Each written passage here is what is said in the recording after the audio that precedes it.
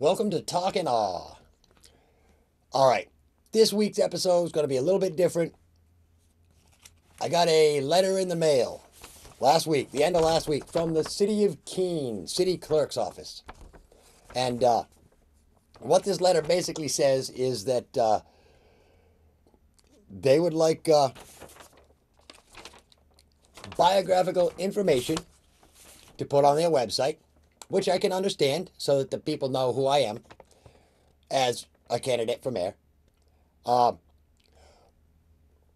here's what I have a problem with. They sent me 8 damn essay questions. Like I'm a novelist. And no handwritten. Handwritten responses will not be published. They have to be submitted as an electronic Word document.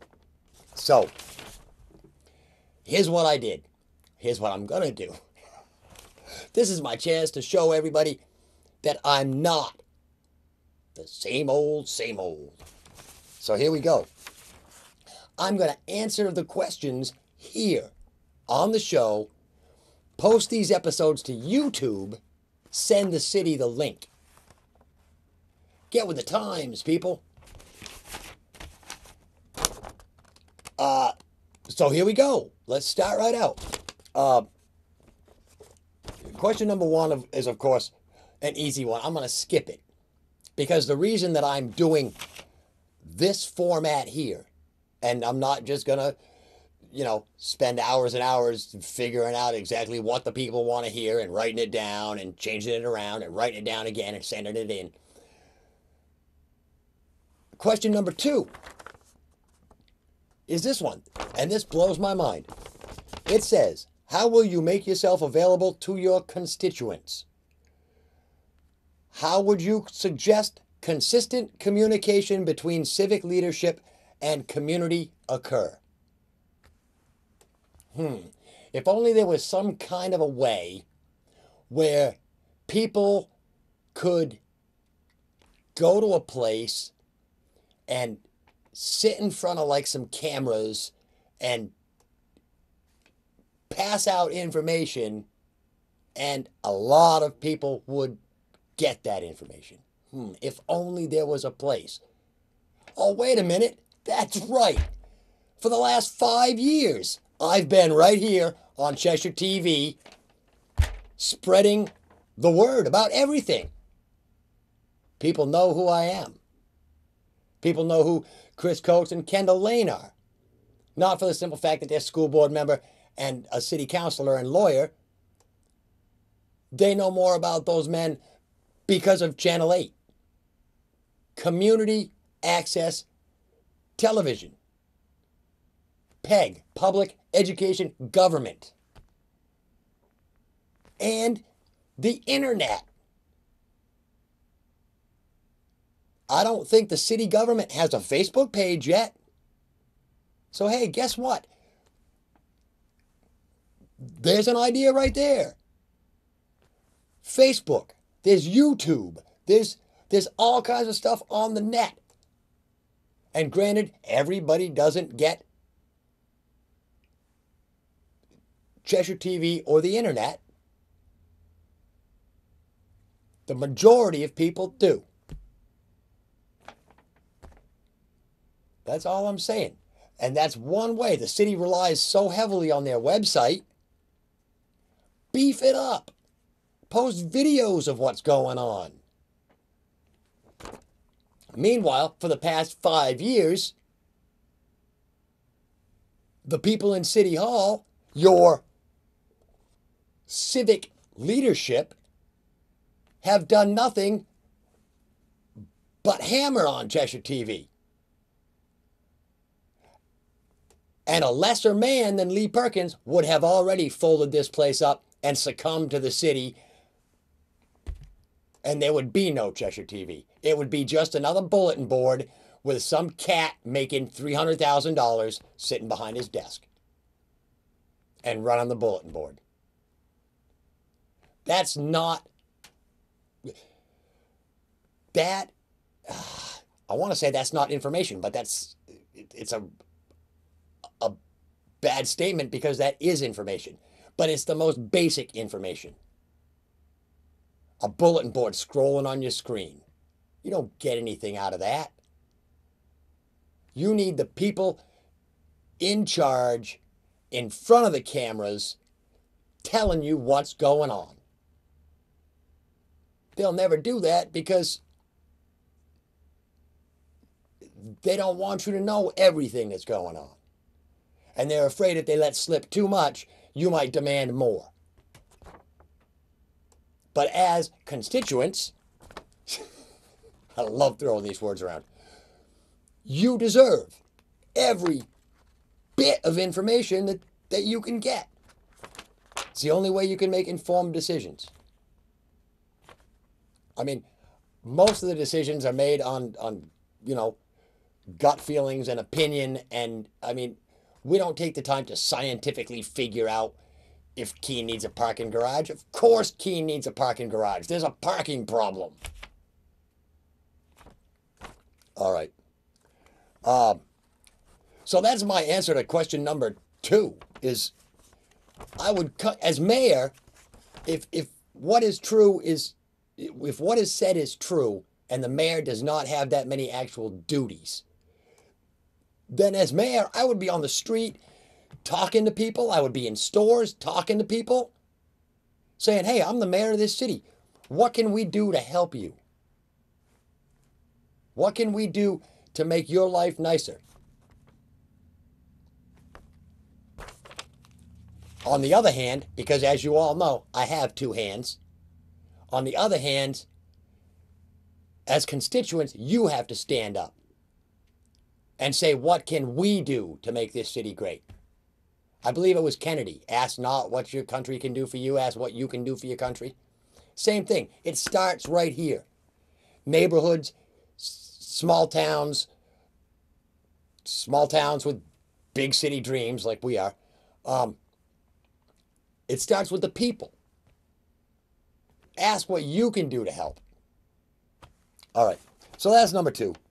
And I believe that, information is information. You should give it to the constituents in any way, shape, and form that you can. TV, radio, newspapers, everything should be saturated with what's going on in Keene. All right. Number 3, what do you feel are the most pressing issues facing the city at this time? Well, something that's got ironed over. I mean, everything becomes pressing if you let it build. And if things happen for so long, then it no longer becomes just a regular issue. It becomes a pressing issue. Let's talk about, well, first of all, let's talk about legal things. I mean, for instance, we've been squawking for, God, it's got to be close to 2 months now, about this electronic sign that was placed in front of the junior high school, the new Keene Middle School. Electronic sign, lights up, tells you the time for those people who can't read the big, huge dial clock on the wall. All right. It's been 2 months since somebody pointed out, look, that sign breaks about 6 city ordinances. 2 months. 6 city ordinances broken, and the sign is still there? This is one of the pressing problems in Keene. The fact that even though everybody in City Hall knows that that sign is illegal, it is still there.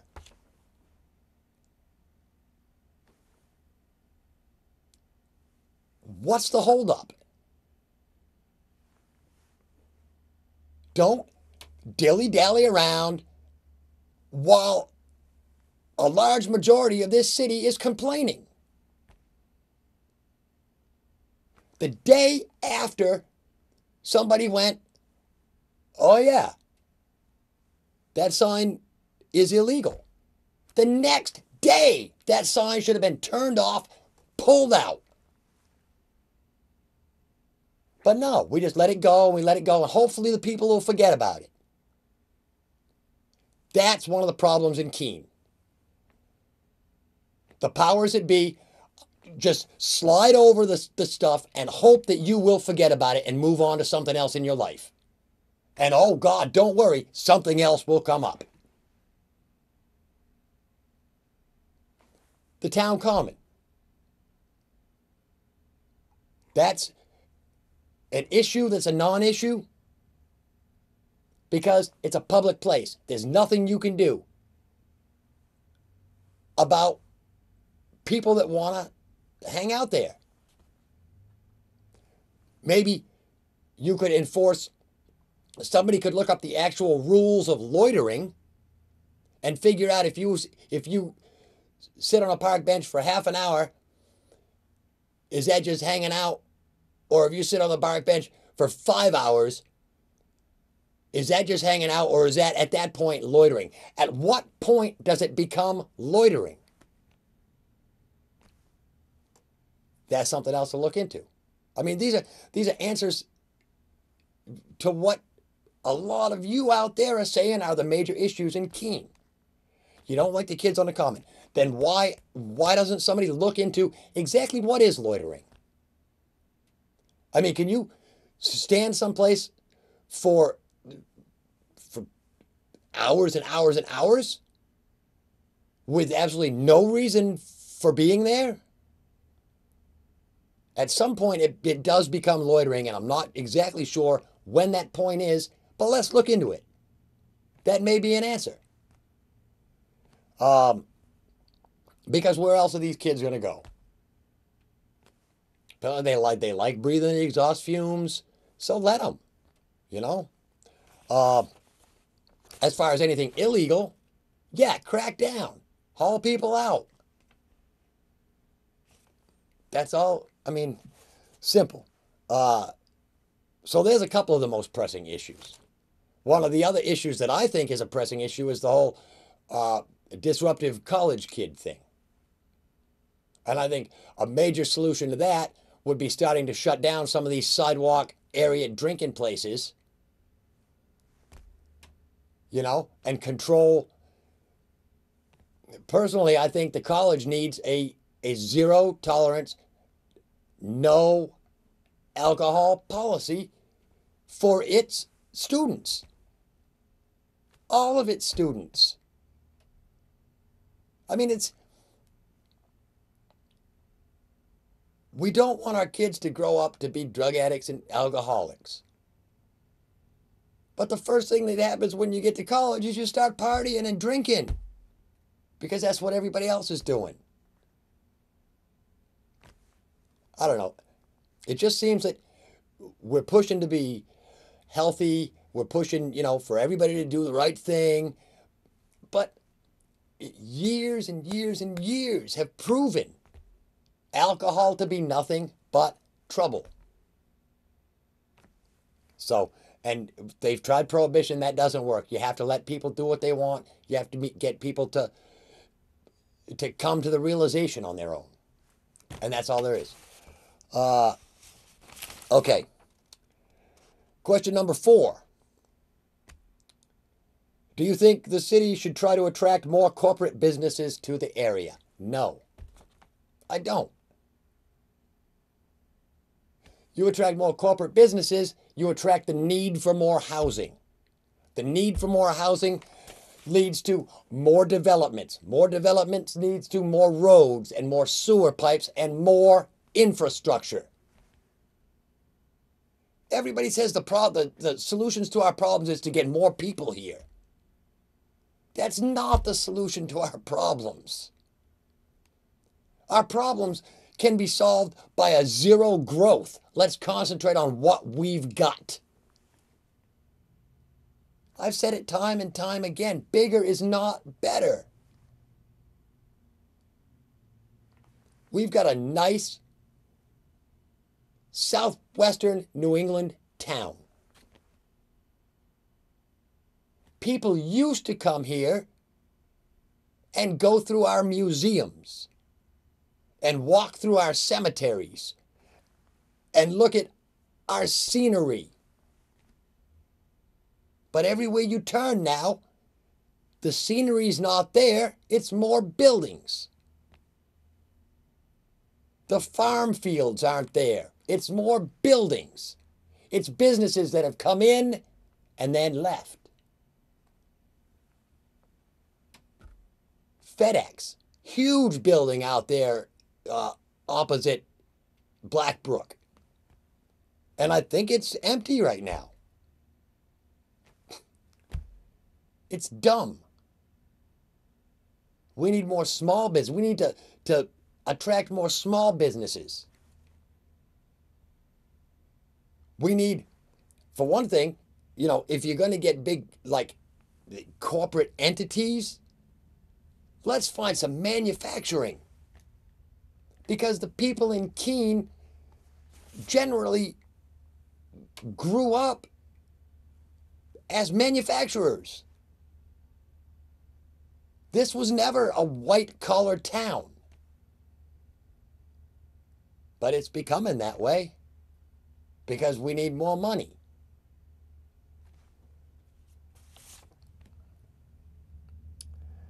So that answers question 4. Both, do I think we should attract more corporate businesses, which is no. And the second part of that question was, if so, what do you think would be the best way to do this and what types of businesses? Manufacturing businesses, I think if we could somehow entice them to come to Keene. But again, I mean, it's the whole, how are you going to do that? You're going to let a business come into Keene and then say, oh, you can come into Keene and you won't have to pay any taxes and we'll give you breaks on this and breaks on that and bring your business to Keene. At some point, it becomes not really worth it. So,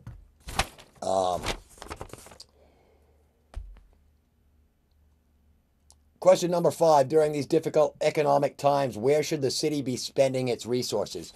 Now that comes in to a question that I got a second letter from the Sentinel, basically wanting the same thing, only they had 6 questions. And one of their questions was, where can the city government make cuts to decrease the burden on the taxpayers? Now here's where I'm gonna ruffle a few feathers. Because the city manager makes $125,000 a year.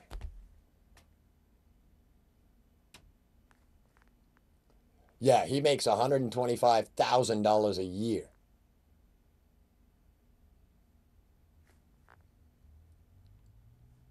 I'll say it a third time, $125,000 a year.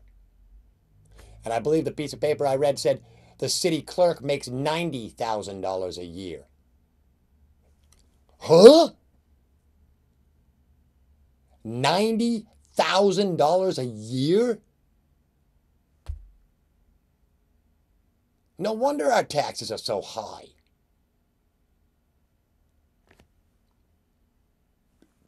Two positions. City clerk, city manager.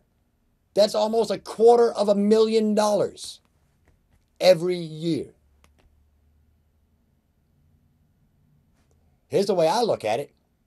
If I can live on less than $30,000, why can't they?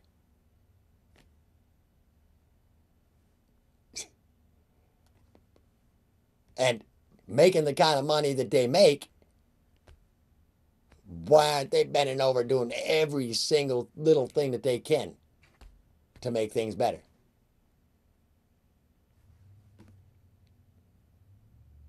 There's some cuts right there. I don't think any position in a city taxpayer-funded operation should make $100,000 a year. This is funded by the taxpayers. And you know something? The guy that fixed the water pipe that got my water turned back on, maybe he deserves $100,000 a year.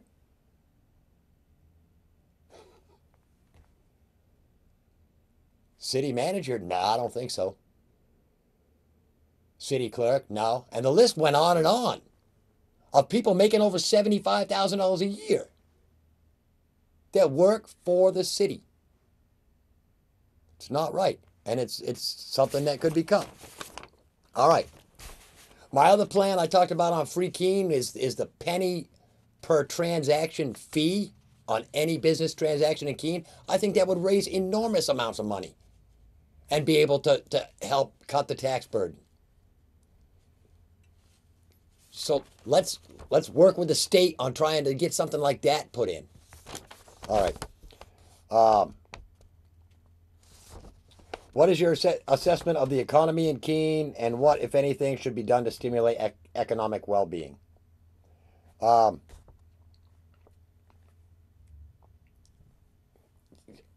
comment.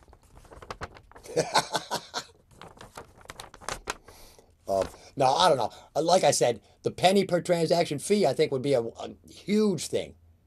Uh, you know, getting the state to grant home rule so that we could help, you know, screw everybody else around us, help our own city. Question number 7. What role should City Council play in implementing the comprehensive master plan? They're not doing so good so far. Everybody talks about it. Here's my problem. I wasn't actually involved in the community master plan, the comprehensive master plan workshops and forums that they had, because I had to work and film them so everybody else could see. But if I remember right, one of the things that people seemed pretty strong about were neighborhood schools. Ah, we blew it. Community master plan shot already.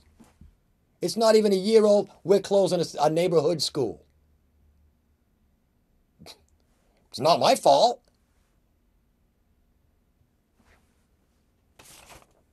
That's all I'm saying. Comprehensive master plan is not carved in stone. The comprehensive master plan has to be something that undulates and moves and flows and fits when it fits and where it fits. It's not just going to be, and somebody convinced, this is another thing, somebody convinced the city to spend a whole crap load of money to come up with this. You get 400, 500 damn pages of a comprehensive master plan, and it's already junk because we're closing a school. So all the people that want neighborhood gardens, you know, they can't even keep your neighborhood schools. How are they going to form a neighborhood garden somewhere?